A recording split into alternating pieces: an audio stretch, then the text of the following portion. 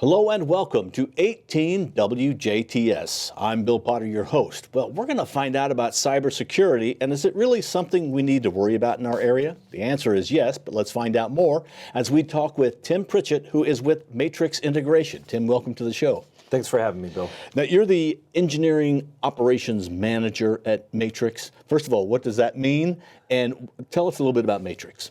Yeah, great question. So my role personally, I oversee our technical operations of our technical resources who go out into the field for cybersecurity related technology issues or just general technology support for companies. Matrix is a 40-plus-year-old company based right here out of Jasper. We have offices in Louisville, Kentucky, Fishers, Indiana, and Bloomington, Indiana. I actually work out of both the Jasper and the Bloomington office. I live in Bloomington, Indiana. The company itself, though, does managed services for IT support for organizations, both small and large, in addition to IT solutions and large-scale projects.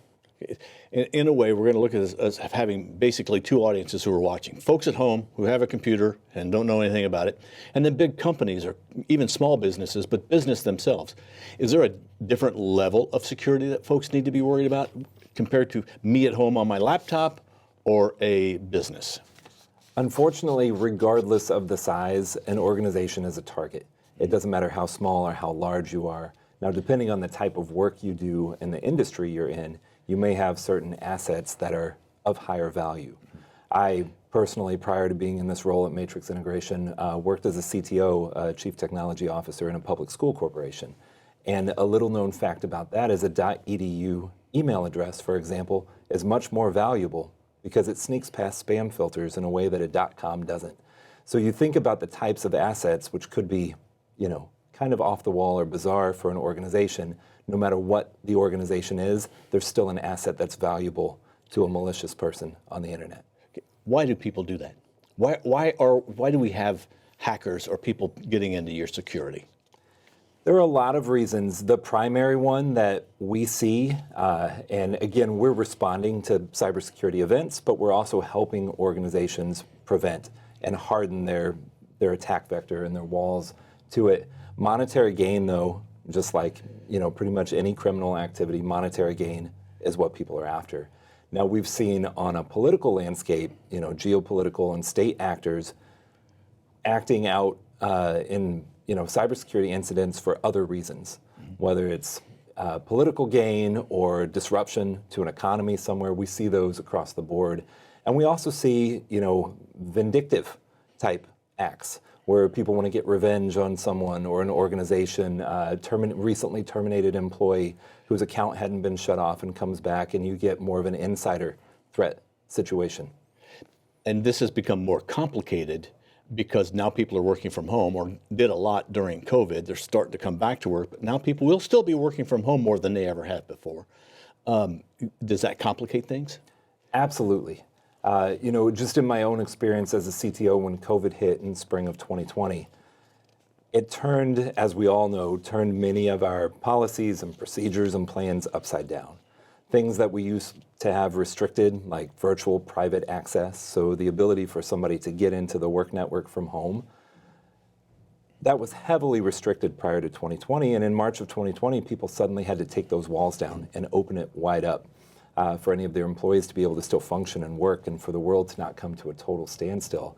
Well, the result of that was punching holes in years and years of hardened cybersecurity policy.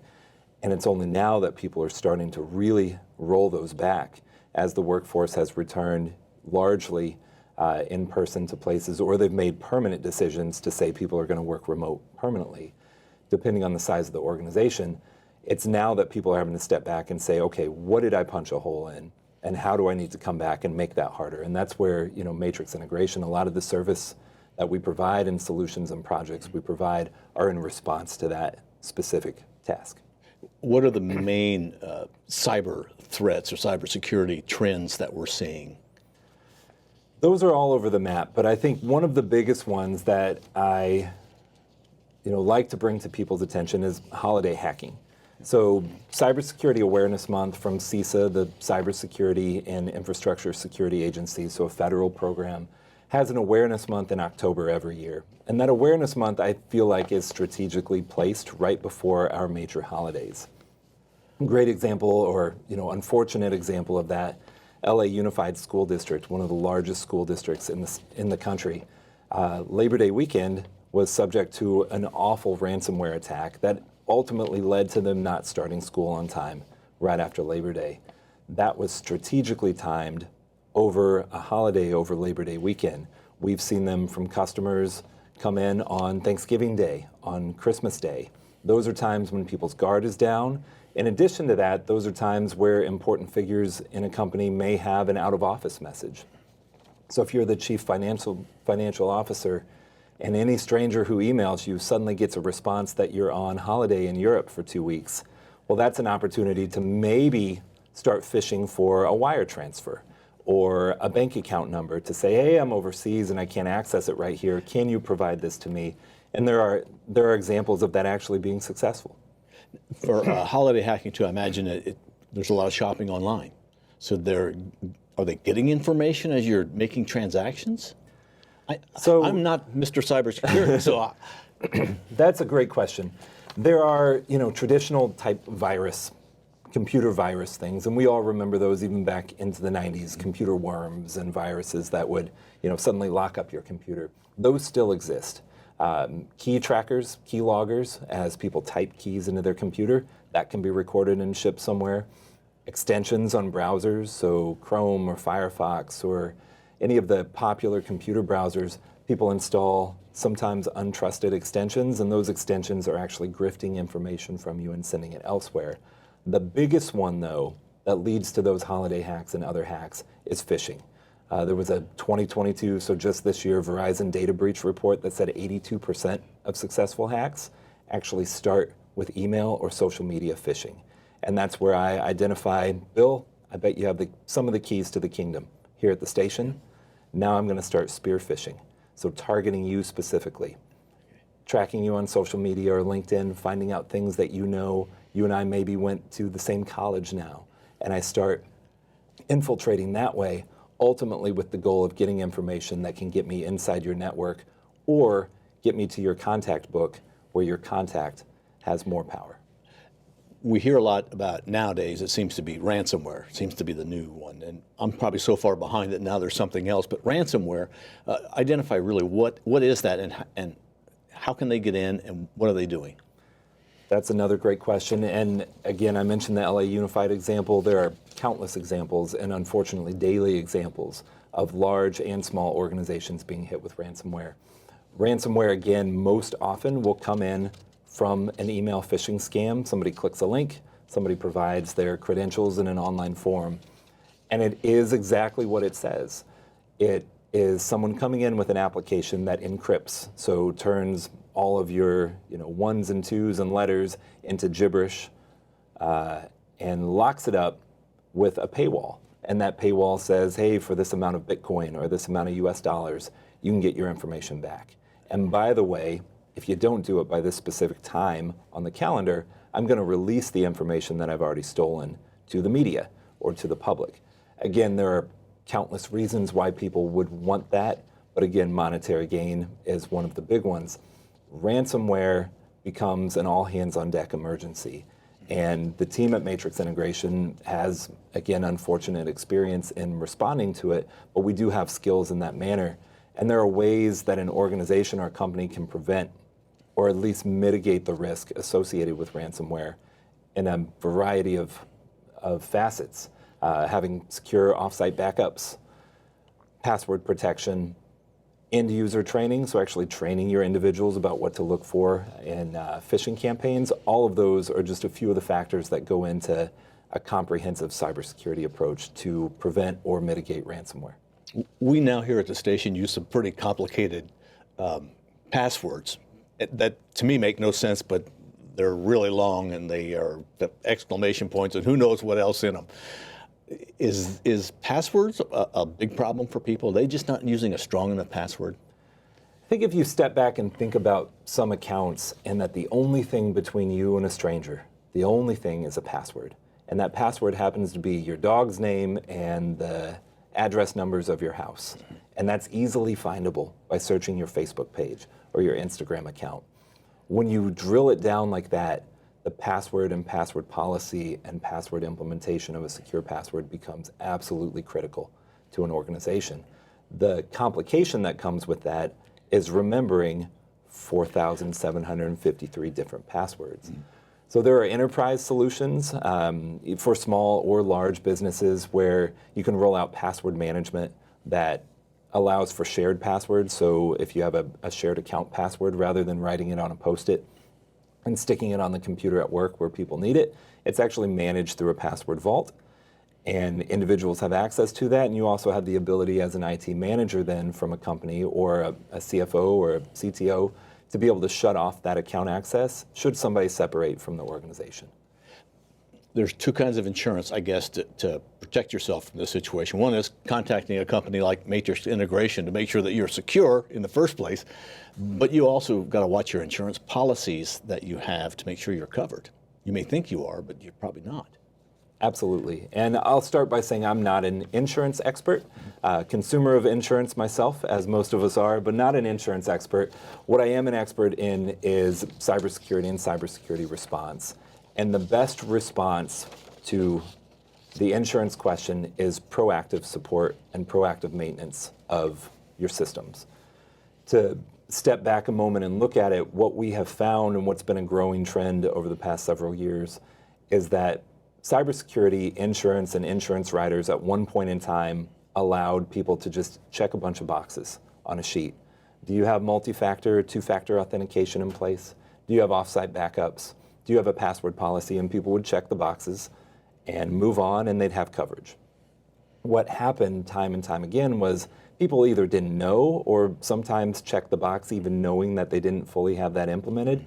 A claim comes, and they were either denied the claim or the insurance company, they end up in a court case or a legal battle about it. So what insurance companies have started doing oftentimes is having an audit associated with the insurance rider. So company gets their new rider, they get their new premium, and the cybersecurity insurance provider then sends an outside third-party forensics team in to start testing, or penetration testing is what they call it, pen testing the environment. And they come back with a list of remedial efforts. Hey, we noticed all of these ports on your firewall are open, so all these people from overseas or, can inject different applications into your environment. When that happens, a lot of times people will have a very short window of time to prevent their cybersecurity policy from increasing in cost, and that's when they call us with a crunch time project. So we like to work, especially with customers, to identify some of those, and we encourage people to reach out to their insurance agency ahead of time, find out what is required in your rider for the coverage you have, and start developing a plan to implement those tools and those protections prior to that crunch window when you're looking at a potential 100 or 200% increase in your monthly or yearly premium. So especially if you're a business, especially if you're a big corporation, you need to contact somebody like Matrix Integration to kind of get yourself some sort of wall set up to stop that, the security. Absolutely. Yeah, we can help from the we don't know where to start standpoint, or we can help from the you have a comprehensive plan in-house, but you don't have the expertise you need for these specific tasks. Really the whole gamut from small business to enterprise level, Matrix Integration has experience helping with.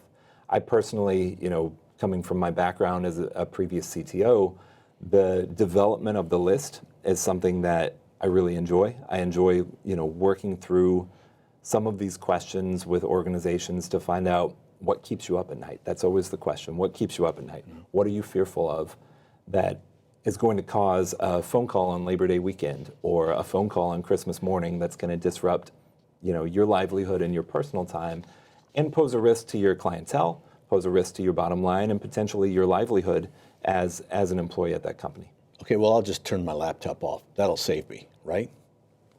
In that moment, honestly, one of the best, you see an active attack happening as an individual, a private individual, not in a business, ripping out the power cord or ripping out the network cable is one of the best solutions. Okay. That said, in an enterprise setting, in a small business or an enterprise setting, doing that disrupts the entire forensics capability of of the machine. So if you see something actively happening and you have an IT department in-house, the best thing you can do is contact them immediately. If you don't, contact a third-party service provider like Matrix Integration. Here's what's happening, here's what I've seen, and we'll give you step-by-step instructions on what to do. Typically, though, the response is isolating. So like you said, getting the laptop off the network, isolating it. It might be pulling out the network cable at that point. Sometimes a response is, very disruptive. And that's really what all this cybersecurity awareness is about, is how to limit disruptions to day-to-day business in a company. When the number one response for an active cybersecurity attack is to disconnect the internet for your business, well, that's pretty terrifying if your business depends on, international or national communication with customers round the clock. All right, well, this is October, is Cybersecurity Month. Time to be aware of that, which is the whole point of having you on today. Anything else that you'd like to add? I would like to encourage people, again, CISA, the federal organization, there are toolkits and response kits, practice kits, scenario kits, posters that you can hang up in the office, and general guidance. If you don't know where to start, that's always the encouragement I have for somebody. You don't have to start at the top.